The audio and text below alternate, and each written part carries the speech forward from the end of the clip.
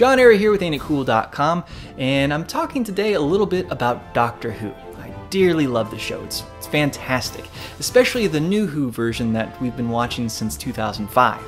If you've never watched the show before, or you have even the slightest bit of interest in the BBC series, I highly recommend you give it a try. In a nutshell, it's about a guy who can travel anywhere in space and time with his spaceship that looks like a big telephone box. He battles aliens, explores the universe, and usually takes a human or two along for the ride.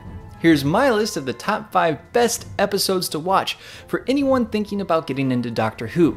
All of these are tremendous examples of the storytelling style of the show and would work as a wonderful introduction to the Doctor. Rose.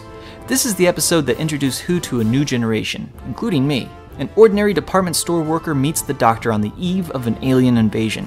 Showrunner Russell T Davies sets up the series by introducing us to Christopher Eccleston as the 9th Doctor and the last survivor of the infamous Time War. Rob. Blink. This is probably the most famous Doctor Who episode of the modern era, and it also has the least amount of the Doctor in it. Stephen Moffat, the guy responsible for the new Sherlock series, writer of The Adventures of Tintin, and the series showrunner of Who since 2010, wrote this brilliant piece of gothic horror. This episode establishes one of the most overused catchphrases from the show. People assume that time is a strict progression of cause to effect, but actually, from a non-linear, non-subjective viewpoint, it's more like a big ball of wibbly-wobbly, timey-wimey stuff.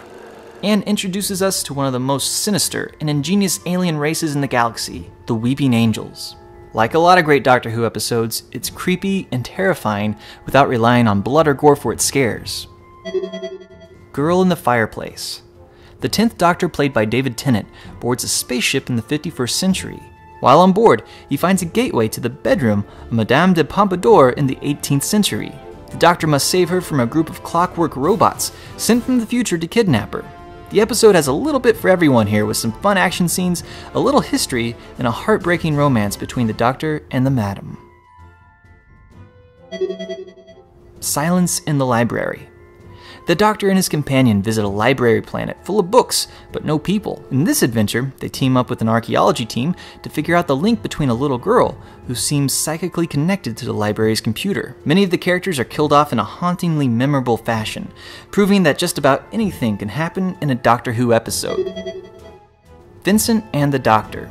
Something very not good indeed. What thing very not good? Look there, in the window of the church.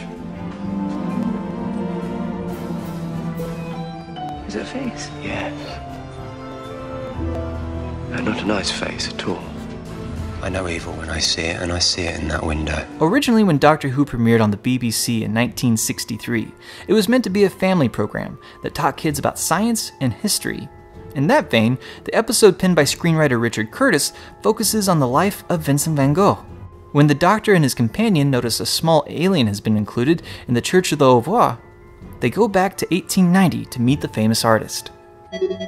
All of these episodes are streaming right now on Netflix, and whether you're a Doctor Who fan or someone who just loves a good story, they're definitely worth a watch. And to all the Doctor Who fans who've seen them all before, I want to know what your best introductory Doctor Who episode is. Leave your comments down below, and keep checking back in with AintItCool.com for more news and reviews. I'm John Airy.